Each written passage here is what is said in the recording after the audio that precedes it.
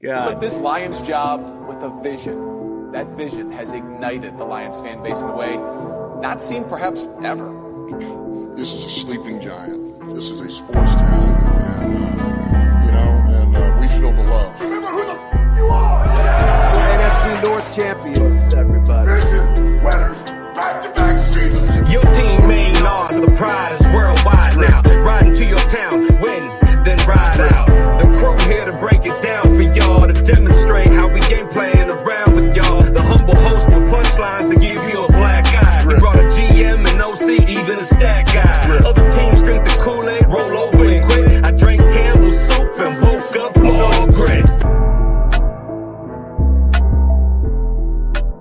Cut the music. Grit. We're not even playing that trash. We shouldn't have even played it. This is the All Grit Podcast. Your humble host. We're not happy. I'm with the whole crew today, minus one. Adrian, OC, how you doing? We're here, man. It's gonna be okay. It's gonna be okay. I'm not panicking. Well, that's a whole lot different than the text chains that we were going out yesterday. But anyway, with us we got Plax, the GM. Welcome in. What's going on, y'all? Let's go, Plax. Welcome back, bro. And last but not least, we got Ivan, the bench warmer, the intern, the water Hello. boy. How you doing? Good. Doing pretty all right. So let's just walk everybody through it. This is the Monday after the Lions opening 2025 season. We traveled over to Lambeau, played at a 4:30 time, and actually, I don't know if the offensive line actually traveled with the team or if they took a bus and they got there late. But we'll talk a little bit about the offensive line to kick us off. So Lions lose 13-20. Shoot, I don't even know. A lot. Doesn't matter. It doesn't matter. To 100. Yeah. Yeah. Burn the tape. And a lot of it came back to the offensive line, offensive coordinator, defensive coordinator. Where do we start? Let's start with the offensive line. Plax, where did we go wrong? Letting Ragnow go, I guess. Not getting a good enough doctor for Ragnow. I'll say. I know. Yeah. Apparently. Needed Mr. Miyagi or somebody to put the Huh? put the magic hands on him or something. But yeah, I mean, I think it started out halfway decent. We were moving the ball, but like as the game went on, it was so glaring how soft the middle of the O line was. Like the last couple of years, like that run up the middle off guard was like such a bread and butter for us, and it just was not there, and that just really changed the game. I mean, they did okay. I mean, Green Bay, they got a really good defensive line. You got to give them credit, but like just by not having the time, like how many check downs did Goff have to throw? Like we didn't have any of those deep crossers that usually break the game open with J-Mo or St. Brown, and it just kind of I think they tried to adjust, they just couldn't, and it kind of just became more and more evident throughout the game. I mean, Goff was 31 for 39. I mean, that's pretty sneaking good, but all his passes were 5 yards. I think they accidentally brought Michigan's playbook with them to Lambeau. Well, But, 5 yards of throw, 5 yards of throw would be almost doubling their what they actually did. So let's go back to this stat, and I'll welcome Ivan and Adrian their thoughts on the offensive line as well. So my good Packer friend, who no doubt will be listening to this episode, we watched the game with them yesterday, Ryan and Grady and his whole family, the Sharpings. So he's literally sending me stuff as we're recording the pod right now. So he just wanted me to know that, through the air, Jared Goff checked it down to Gibbs repeatedly. That earned his back, Gibbs, the stat line of 10 receptions for 31 yards. And in quotes here it says, no player in the history of the NFL has caught that many balls for that little yardage. So we can hang the banner. We're breaking records. Let's go. Got to be some kind of a record. I know. So Ivan, Adrian, let's start with Adrian. The offensive line. I do want to preface this entire episode for all our listeners. I know we've got some big diehard Lions fans. Like, we're gonna talk about what we are upset about, right? What we saw. I mean, you as a listener, you saw it as well. But this is week 1. Like, week 1 and week 2 in the NFL is usually preseason football for a lot of these starters, especially our starters. Goff did not play during the preseason, nor did a lot of these other guys. Think of Hutch. He hasn't played football in almost a year, so he's ramping up. So we are not going to panic. It's week 1, but there's some obvious glaring issues that aren't excused from week 1, which what we're pointing out is the offensive line. So there was a stat that Tony Romo said that the Lions during this game ran the ball 22 times. And out of those 22 times, 16 times, Montgomery or Gibbs were touched before they reached the line of scrimmage. So think about that. The Packers were getting through our offensive line 16 out of the 22 times before our guy even can get to the line of scrimmage. The first image in my head is Montgomery on that goal line where we almost got a safety. It was just like before he even gets the ball, I think it was Ratledge missed his blocking assignment, and that Packer defensive tackle has just got an open run at the backfield, like almost a safety there. So there's some obvious glaring communication issues happening on the line interior, the interior line happening that is gonna need a lot of work. That's my take. Ivan, what say you? Offensive line, just to start us off. Well, both guys really explained everything. Just tons of misassignments. Really, that's what it really was. And I felt like they didn't want to play, or they just didn't show up. They just weren't, they weren't hungry enough. So they were getting beat even by Parsons, who wasn't even conditioned and it's supposedly sick. So yeah, that was all a lie. That's a good point. Just like Grady. Grady called it, right? Grady did call it. Where's Grady at? Shout out to Grady. It was a Shout smoke Grady. Yeah, we'll do a little one of these for Grady. He basically said that's just to calm everybody down and get the heat off of Dallas because, basically they said, oh, well, he's sitting down. He can't practice right now because his back and blah, blah, blah. And he comes out there. And, dude, if he would have had time to condition and he would have been out there, because I think he was only out there 43 or 45% of the snaps, defensive snaps.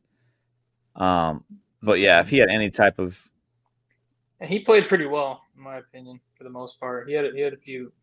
He's just an Energizer bunny, dude. Right. Mm-hmm. Yeah. Crowd was going crazy every time he stepped on the field. And you expect that from Hutch. I mean, we'll talk about that later, our defensive line, but it's just like, man, he would, you paid for him, you got him. So, yeah. All right, let's switch the topic a little bit over to the coordinators. Where do you want to start with that one? You want to start defensive coordinator? Let's start defensive coordinator. So Calvin Shepard. Start with Calvin. What do you think, Plax? What's your first take of his first NFL game? I mean, I don't think it was horrible. I guess I don't really know what I expected. I mean, Green Bay came out hot, and I think he had tried to adjust pretty well. But I just think Jordan Love was getting the ball out of his hand so quick, and also zero pressure for the most part. But man, they were cooking us on. I was kind of surprised how much success they had over the middle. Safeties not being there. Like, I don't know if I heard Kirby's name one time the whole game. I didn't. I mean, I think it'll continue to get better. I mean, I think they had a solid game plan. It just, I think Green Bay had all the energy. It didn't really seem like we had much of an edge to us aside from like the first 5 minutes when we were like ripping people's helmets off and stuff. Mm-hmm. But I mean, I wasn't too mad. I wasn't too mad at it. I didn't expect it to just be Shout you out know Branch. right, lights out performance. I think he'll do just fine. I can't really. I'm not going to put all the blame on him. Adrian, give me your thoughts on Calvin Shepard. What we're looking at basically Aaron Glenn for the past 4 years. Yeah. What did you see comparable? What did you see completely opposite? Comparable, there was some all-out blitzes that were obvious. Like, okay, like he's bringing the house. We know it as viewers, and the Packers know it on the field. And that's kind of Aaron Glennish. We knew that they were still going to try to do that. Unfortunately, we couldn't get home even when doing that. The weird thing that I did not like was why was Aiden Hutchinson, why was Marcus Davenport dropping down in coverage as a weird linebacker hybrid safety? I don't know what, just, dropping back in coverage on third down. And then Brian Branch or another corner, and they were rushing the passer. Yeah. Like the cute, exotic, weird looking looks. That's all they are. They're cute and exotic, and they were not working. Like, why would you put Aiden in a situation like that and not put your best player to rush the passer? It was maybe I know for sure he did it once. I don't know if what you guys saw, he did it a couple times, but they need to stop doing that. Just get to basics and put your best players in their best positions. There you go.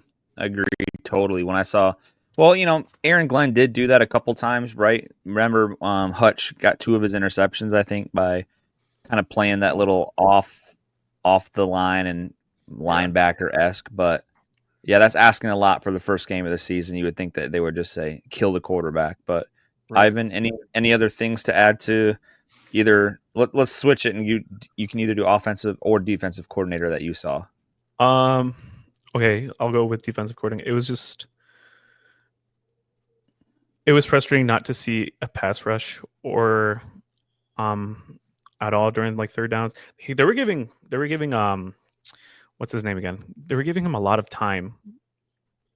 Jordan Love. You know what I'm saying? Sure. Yeah. He had like so many seconds to throw the ball. Which like one of those drives ended up in being like a 2-play touchdown. I remember watching. Right. Yeah. They gave him so much time, which was really annoying. And it's not concerning right now, but hopefully it could be developed. I'm gonna give it to like 4 to week 8 until the bye week, until I start pressing a panic button. Dang. But This dude's not gonna be nervous for 7 weeks, fellas. No, I just feel like Ivan. What if we're 2-6? That's the thing. If we're 2-6, that is concerning. That's just what today. We'll probably need to get like free agents or something in the transfer window or something. Then going to transfer portal, we're going to college. Yeah.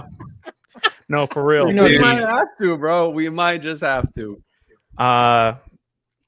Then offensive, I'd say he wasn't just Johnny Morton wasn't taking. He was not really stretching the field like where he should have. Take advantage of JMO, using him. Then taking Amon-Ra St. Brown, probably cutting him with a slant or something like that. That's just my thought. All right. Well, let's go back to the offensive coordinator, like you said. So I got this image here, and if you are watching on the YouTube, you can see it pop up. This is what Adrian was seeing. Can you guys see that image? Yep. Yes. I don't know if it's just me or for everybody. Okay, so yeah, we can see it. There's our offense. This is they're hiking on the 1 yard line if you're not watching, and Demo from that shot is just filthy. The picture. You got Tate. You got Graham Glasgow playing center, so he goes left. He's double teaming Mahogany on a guard, and you got I can't tell who that is on the Packers. Is it 98? I can't tell. 98? Yeah. But then it's just like you have Sewell and Ratledge literally ghosting to the right, and just the nose guard is just. Now, if I'm David Montgomery, I'm not taking that ball from Jared Goff. I'm telling you, I'm doing an audible in my head, and I'm hitting 98 right in the mouth if I'm David Montgomery. There ain't no way in the world I'm going to take that ball. Mhm. But he did, and ended on the 1 yard line. I'd have had Jared Goff throw it to somebody, but probably would have been a safety had I done that. But that's just I've never seen a picture like that in my life. That's unbelievable. It was like that several times. We just don't have pictures of it. That's Where true. unfortunately Tate, when he was playing good, right? On his assignments, but there were several just missed assignments. So it's just mental mistakes. Yeah. Crazy. So before we come back when we come back from our little sponsor here, why don't you run a little DD for us? We're going to get into a little bit more of some in-depth conversations that was held with Alex Anzalone. Okay, we got some audio from Alex. I actually met up with him a little bit after the game and asked him a question about the coordinators. So we're going to get his reply coming right off this sponsor. Today's episode is sponsored by Dan Diamond Equipment, a used fork truck dealing company located in Hastings, Michigan. They sell and rent fork trucks and die handlers. With over 30 years of experience, don't hesitate to call Dan Diamond Equipment for all of your fork truck needs. Reach out to Dan at 269-948-3377. Again, the number for Dan Diamond Equipment, 269-948-3377. Okay, so we talked red alarms, we talked bad plays. Let's put we're not gonna just devote a whole episode of that. All right. This is one of those games, kind of like a couple years ago, where it's the Baltimore Ravens. What do they call that, Ivan? A game that you just need to what? Burn the tape. Burn the tape. Even the water boy knows that. All right, so we're burning the tape. Now, I talked to Alex Anzalone. Asked him, and you'll get a little clip of me asking him, but if it doesn't come through, I asked him, how do you, and actually, no, the second question was, a lot of people are talking about the coordinators after this week 1 loss. And listen to Alex Anzalone's thoughts to you as a fan. Go ahead and play it, Adrian. Appreciate it. There's going to be some conversations about, are these the right coordinators for the team now? What are your thoughts? After week 1? Yeah, that's what I'm saying. Well, the fans are not, whoever's saying that's not highly intelligent.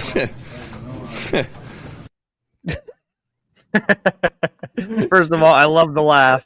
Yeah. Fair enough. Can we hear that one more time? Appreciate it. There's going to be some conversations about, are these the right coordinators for the team now? What are your thoughts? After week 1? Yeah, that's what I'm saying. Well, the fans are not, whoever's saying that's not highly intelligent.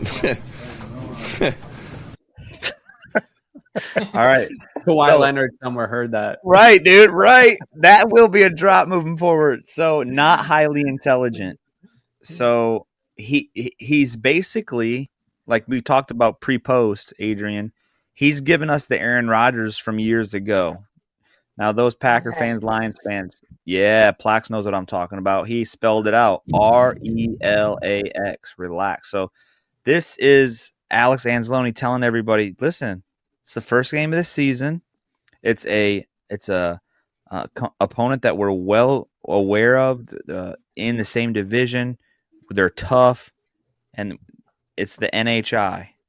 What's NHI? Well, he just said it. Not highly intelligent. So don't be an NHI if you're around him. What do you boys think about that? Yeah, I mean, he's right. It's week 1. We had talked about earlier in the season or off season that it is going to take a little bit of time for things to gel. I personally didn't expect it to look this bad week 1. You know what? Just like thinking about the whole game in general, like I'm fine with the defense. Like, yeah, they couldn't get home and get enough pressures, but not a big deal. It's week 1. A lot of defenses did way worse than we did if you look across the NFL. But offensively, yeah, I'm hoping that Johnny Morton can do a lot better. I'm going to place the blame on the players this time on the offensive line with miscommunication and not necessarily on the play calling, even though the play calling could definitely be a lot better. It could be something else than not just running the ball every single first down, right? And the defense expecting that. So good learning lesson. And the title of this whole episode, it's a wake-up call. It is a huge wake-up call. That's my take. Nice. Ivan? I think you're muted, Ivan. Or maybe not. No, I want to show some tape about the offense real quick. Hold on. Let me pull it up real quick. While you're looking, yeah. You got that right now? Yeah, give me a sec. Let me just make sure all of this is happening.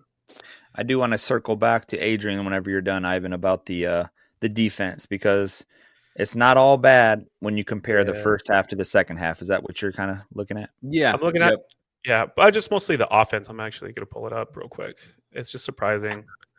I have it ready. I just let me screen share real quick. Hello. Cool. Can we see my screen?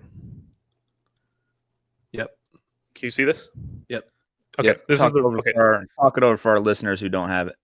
Okay, so this is happening in the red zone. So it's very common with other plays I've noticed too. I saw this on Twitter X, not just this play, but other ones. So this one's in the red zone. But as you can see, if you're watching on YouTube or if you're listening, the ball's on the 20, and we have check down right here by Gibbs on the south side of the field. And most of the wide receivers, we have 4 within the 10-yard line to the goal line. They're too cluttered, and they're not taking opportunities to expand the field. So here's one example. Feel free to intervene too if there's anything that you see or that I'm missing. That's just one in the red zone. Let me go back to the other image. Yeah, so for our listeners only, you got that picture that he just showed. You got 3 wide receivers, and I don't know who they were, but they had to have all been within 7 yards of each other. Yeah. I mean, of a 50-yard, or how wide is a football field? Is it 30 or 50? I mean, 40 wide. to 50. Yeah, so it's like they were within 5 yards of each other, which is absolutely ridiculous. But go ahead. Second screen. Yeah, this is a second play. They're in the middle of the field. This is probably second or the fourth quarter. Same thing. Wide receivers just are bunched in, not doing anything. They're covered. 2 high safeties from the defense. Yeah. So they were baiting them to just check down all day. Yeah. By these defensive looks. Yeah. Mm-hmm. Yeah. And not really taking advantage. I'm thinking this is J-Mo on the top. So if he would have gotten more vertical, expanded that a little bit more to move any of these free safeties or strong safeties, then probably also use, let's see, Amon-Ra St. Brown and also Sam Laporta to attack the middle of the field. That would have been better. The funny thing is, Sam Laporta was our highest graded offensive player too. Yep. So pretty much, and that's what I got. All right. Well, that's good insight. Did he just kick himself out? Yeah, he probably did. We'll come back in. I think that last one there, it's like a third down. I mean, Green Bay's in a 3-4 or maybe a quarters. I mean, they're playing the right defense there. Everybody's sitting at the sticks with 2 high safeties. So I mean, there's not really a whole lot you can do there. But they were good at taking the top of the offense away. And you know, how many big, we're so accustomed to so many big plays all last year. I think they're just like they're just not going to let that happen today. So I mean, they had a great defensive game plan scheme. So yeah, and that's where all the checkdowns came from. But that scares me moving forward. Is they put the tape out there to stop we couldn't run the ball. Yeah, so we'll see. I mean, that's how that happens. Is Chicago's defensive line any worse? I mean, they got some beasts on their defensive line too. They do. Are we going to be able to move those guys to set up the play action? It's just, man, I'm looking forward to tonight's game. Sit back, put a little pressure on the Vikings and Bears. Adrian and Grady picked the Vikings to win tonight. I picked the Bears just because I don't trust JJ, but we'll see. I want to see JJ play tonight. Side note. I need the Bears defense to do terrible for fantasy reasons. So I need the Vikings to obliterate luck. them. No, And I need the shout out Vikings. to cousin Danny. He needs like 20 points from Hawkinson tonight. So hopefully that happens. Someone else, yeah. We're playing in a league where someone needs 20 points from Hawk, too. All right, I was so like, I all want right, to let me just call up JJ McCarthy real quick and let him know. Right. I want to get your guys' just quick thoughts on the second half compared to the first half defense. So, first half defense gave up. What was it like? Do you have the stat line on you? 17? Did they give up 17 in Two the first half? touchdowns and a field goal, I think. Yeah. Okay. But yeah, tons of yards, right? Second half, the defense. Now think about this. The defense in the second half allowed the Packers to throw the ball 6 times. Now, I don't know if the Packers said, we have a lead, let's run the ball, let's prepare for the Commanders next Thursday. Whoa. You know, pause. Or did the Lions defense actually, did the corners and safeties and secondary actually only allow 6 throws the whole second half? Like they made adjustments the second half, and it was obvious. We finally made them punt. We finally were making them nervous with, I was so upset that the Brian Branch pick 6 came back because of Rockison holding. Like that would have been the complete momentum swing for us in the game, but that comes back, and so the defense is going to be fine. I'll say that. I'm not concerned about the defense. They'll be good. Okay, they'll be fine. But so I am really concerned about the offense, man. Like I'm actually concerned to watch Sunday's game against Chicago. They're known for defense, and they got some good defensive line players. So I'm concerned to watch that and see what happens. But defensively, we're going to be fine. Thoughts? Yeah, I mean, it's easy to just jump on, just be a negative Nancy about the whole thing. In the first and second half, the rush defense was pretty great. I mean, Green Bay only had 78 yards total. They had a few they kind of inflict, the last 5 minutes of the game. They ended up kind of getting first downs, and it was hard to stop. But I mean, the rush defense played really well the whole game. Like you said, the second half we had multiple, turnover opportunity. Anzalone dropped the one, Brian Branch. Those were back to back, weren't they? Yeah. So they did adjust. They did play a lot better in the second half. So I mean, and even with the offense, I mean, man, it was ugly to watch. We're been so accustomed to like 30, 40 points without even breaking a sweat. But I mean, we still have so many weapons everywhere. They're gonna have to clean up the offensive line and figure out the run game. I think we'll be good. We're gonna win some games. So, but it's tough. We gotta take one on the chin, be humble. We don't want to be like other fan bases that are just completely fanatical and jump cash in the whole season off week 1. Well, it was very disappointing to see the performance. I didn't see a lot of grit. Didn't seem like we had the edge to us. Correct. But I think I still feel pretty good, and they did improve in the second half. So we'll be straight. That's true. I wanted to add real quick. So just yesterday, 2 days ago, we can bring it up on the pod as well. JMO got an extension for another 3 years.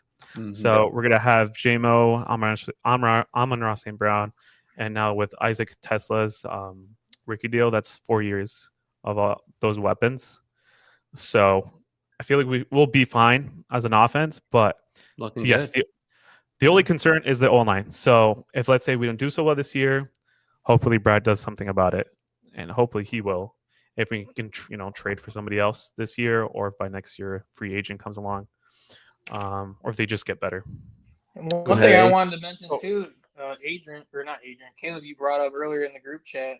Each of the last 3 years, we started the year 1-1.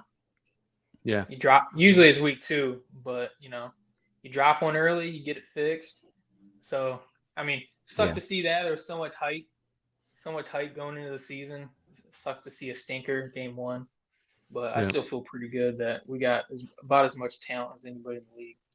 Especially since we've owned Ford Field West for a little while, it's kind of hard giving that back up. Go ahead, Adrian. You have a thought? Yeah. So I was gonna just jump thoughts because I usually think big picture. I just like the whole piece of pie or whatever. And I'm thinking about Brad Holmes. So we know Brad Holmes is he is the best GM we've ever had in franchise history. Like he took us from nothing to now we're a somebody and we've been contenders. But I want to know what you guys think. I'll start with you, Caleb. Is Brad Holmes all in on winning a Super Bowl this season? Is he all in on winning a Super Bowl this season? Calm down. There's my answer. The Packers went all in. The Baltimore Ravens went all in. The, dare I say, Buffalo Bills went all in. These teams went out and they found good players. I'll throw Philadelphia Eagles in there. They, again, go out and just get Zadarius Smith, who's begging to play on a team, begging to be a guy that can just rotate in and give somebody a breath and get a sack. I don't know what our Brad Holmes is doing, looking at our defensive line and putting so much hope in Marcus Davenport and who's behind him? Who is literally behind him? Because Muhammad? Kentucky, yeah, Muhammad, yeah, probably. which he's supposed to be giving Aiden a break, but I don't know, man. To me, he is so long term. He's big picture. He's setting up to be like the Baltimore Ravens, bro.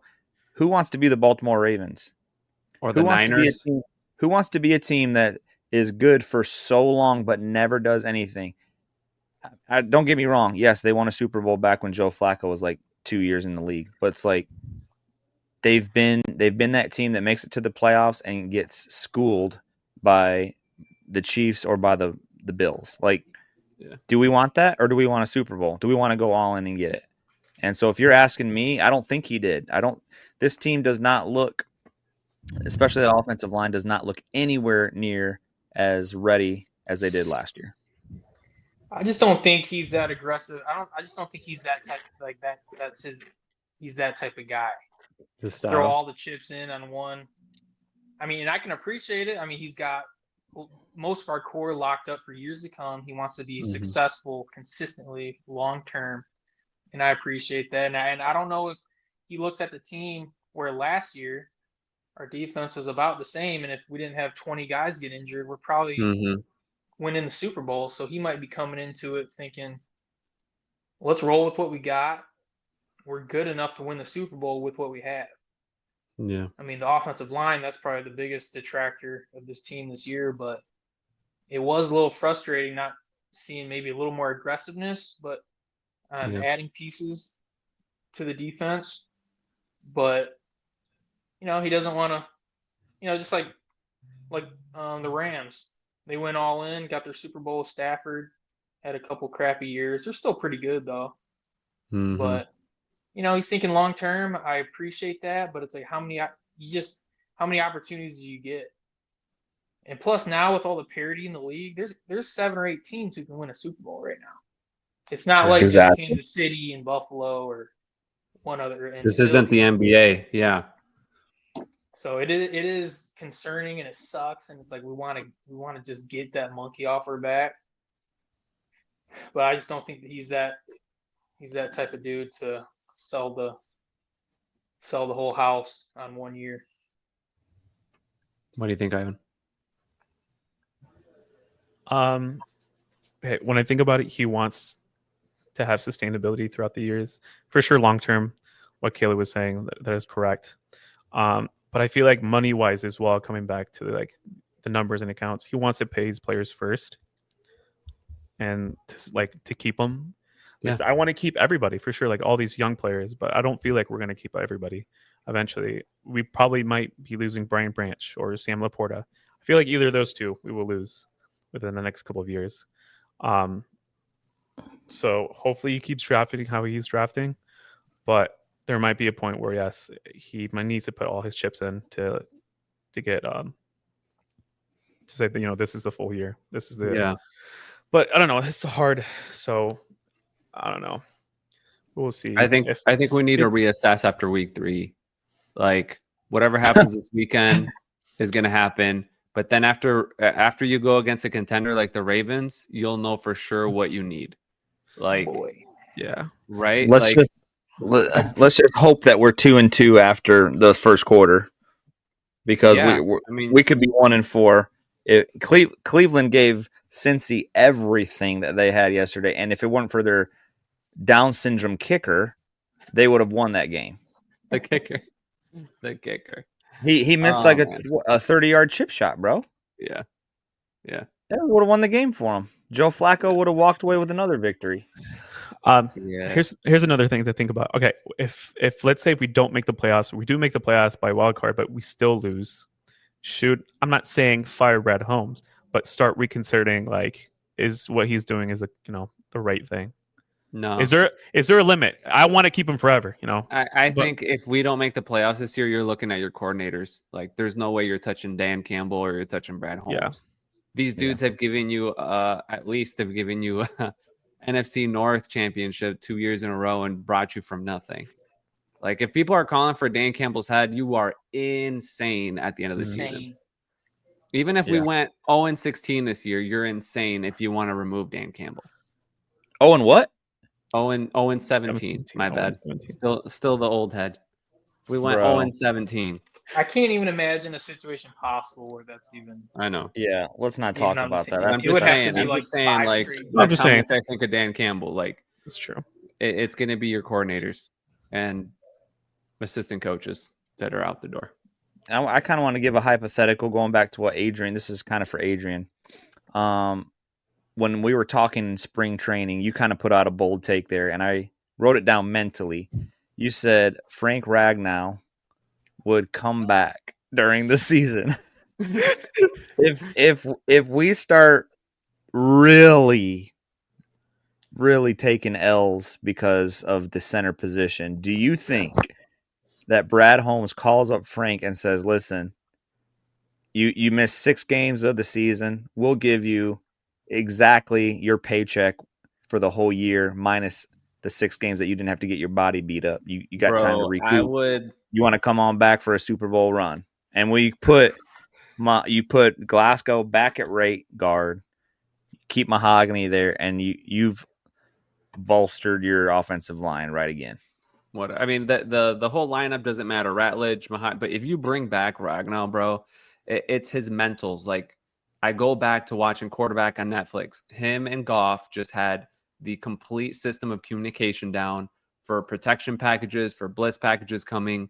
Like Frank not only was a tank, but he was a genius on the line to identify what was going to happen on the defense. And you obviously see that on Sunday, that was not happening. And we miss him a lot. I saw it on the national media. I forget who it was, but they said the smartest thing this summer coming from, the national media, they said that most people are focusing on how we lost Ben Johnson, but nobody's focusing on the fact that we lost Frank Ragnow. That is a bigger loss than Ben Johnson. Frank Ragnow was. Dang. And so if we're 0-3 after Baltimore, I think that's going to be the biggest cause is we lost an all-pro center. If we're there. I don't think we'll be there, though. I think we'll get a W this weekend. And remember, we still have Frank Haley. What's his last name? Yeah. The offensive line coach. So we still have him. Haley, yeah. So there shouldn't be a Yeah, he needs to look at the tape. 0% chance Ragnar's coming back. Well, that's what I said. That's what I said, bro. That's what I said. That's why I gave that question only to Adrian, because he basically put that as his bold take, bro. He's coming back. So we're gonna start an all grit donation. Whoever wants to donate their feet and just toes so that Frank can play any kind of body parts that Frank needs, we will supply. All right, so listen, I kind of want to go back to our bold takes from earlier in the week. We had Grady Packer Cheesehead with us. he said Golden is getting 2 touchdowns for his bold take. How did that go? Oh, there goes Golden. I think Golden caught like 1 or 2 balls, let alone 2 touchdowns.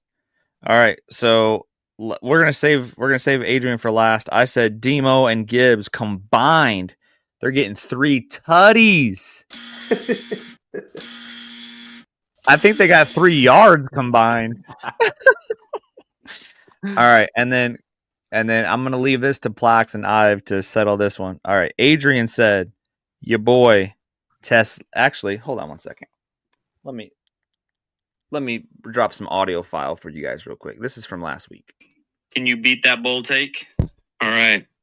We also have a rookie wide receiver. Oh boy. He is from Hudsonville, Michigan, just 10 minutes down the road.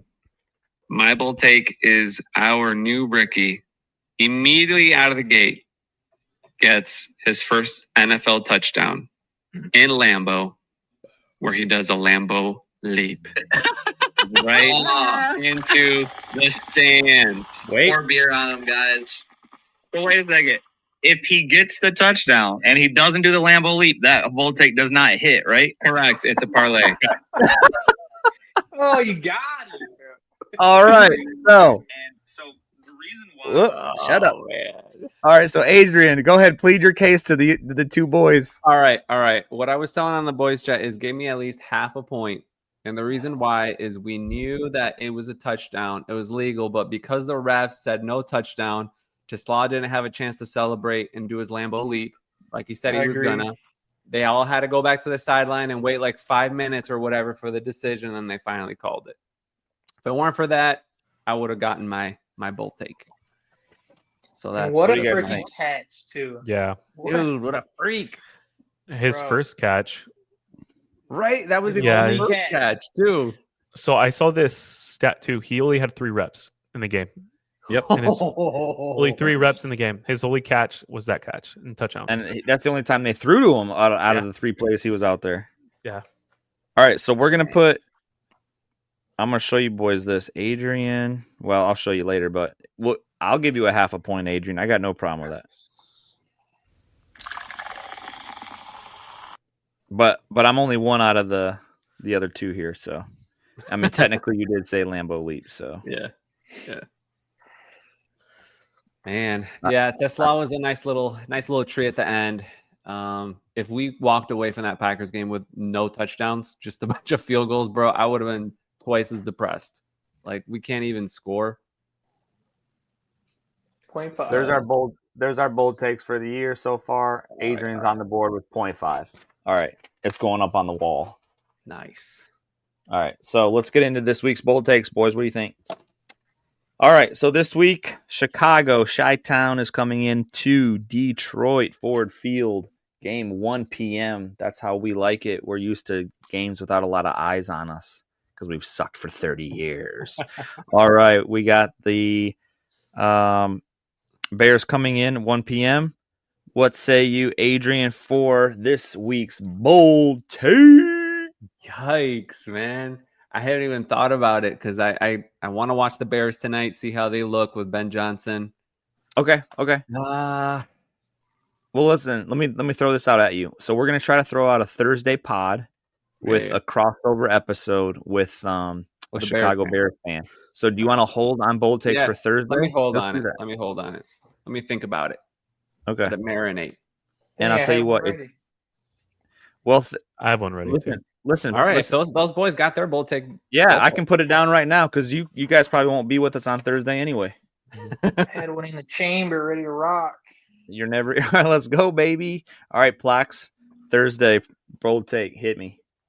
Doesn't feel like much of a bold take after the last 3 years, but after Monday or yesterday's performance, I think the offensive line is going to bounce back, and I'm not going to say whether it's Montgomery or Gibbs, but as a team, we're going to rush for over 100, 115 yards. Ooh. As a team over 115? Yeah. Yeah. Because Sunday was 46 yards rushing. Yeah. Kind of a mild take, but might be a bit of a hot take this year. it does feel like a hot take after what we saw Sunday. And I think if we're if we're rushing for over 100 yards a game, I think that means we're back.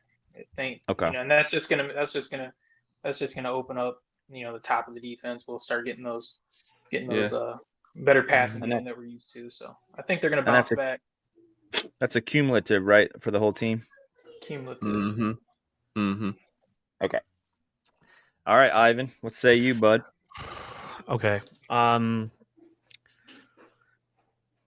I hit a parlay? Heck yeah, bro. Heck yeah. Okay. All right. I feel like yes, the running offense will come back. So we need a Montgomery touchdown. I feel like they'll get the ball near within the 10 red zone, 10-yard red zone, and I think you're gonna punch it in with Montgomery. So that's one of them. But also I just want a deep ball from for JMO. So you're wishing it. Yeah, I really want one. I think they can. And I think they what's can. What's a deep ball? Put a yardage on it. 40 yeah, yards. that's a good point. 40? 50 plus? 40. All right, Yeah, 40-yard 40 plus. touchdown. And then Monty, we'll just put Monty as touchdown, JMO 40-yard touchdown. We got you, dude. That's bold. We'll do it. Yeah, I like the yardage added to that to make it more bold. Mm-hmm. All right, Plax, over 115 yards rushing. Normally not a bold take, but with last week, as was mentioned, we got to start somewhere. So me and Adrian will give you guys and our listeners our bold takes on Thursday, most likely, or we will put it out on socials and you'll find out what it is. Either way. Yep. What else you got, OC? Anything? Nah, man. I mean, we're all sad and everything on this podcast, but I'm happy football's back, dude. It was first football Sunday. Had Plax and Ivan over. Had some chicken pot pie. Had the family over. It was nice. It's nice to have football back and get some fantasy going. Lions better play better so it can be a good season. Yeah. But I think we're all glad that football's back, baby. Well, I'll end by saying we watched the game with some Packers fans, like as you know. Tough. And we gave it to them guys last year. I mean, we swept them last year. We had videos of us holding flags and just in his face, and he was just sitting on the couch like swallowing his pride. So he was able to give a little bit back this year. And you know what? Some of the Lions fans lost a little respect for him. They walked outside and they went to play in cornhole with like 6 minutes left of the game, 8 minutes left of the game, whatever it was. And I was like, no, we got to sit here and we're going to let the Packer fan do his thing because we gave it to him all last year. So I let him do his thing. Oh, respect. To see it through, my boy. Yeah. That's right. We'll see him in Thanksgiving. I told him, you ain't going to do that again. He said, yes, we will. We're going to come in Detroit and do it again. I said, we'll see. So on that note, my bad. So, this is the All-Grip Podcast. Your humble host, joined alongside the OC, the intern, the GM, the stat guy's driving home from Indy right now. Safe travels. Shout out, Clay. And just remember our listeners, follow the All Grip Podcast. That is 2 T's. All Grip Podcast on iHeart, Apple Podcasts, Amazon, Spotify. Find us on your socials on Instagram, Twitter, TikTok, Facebook, MySpace, Microsoft we got Teams. them all. Yeah, we got them all. We'll see you Thursday. We out.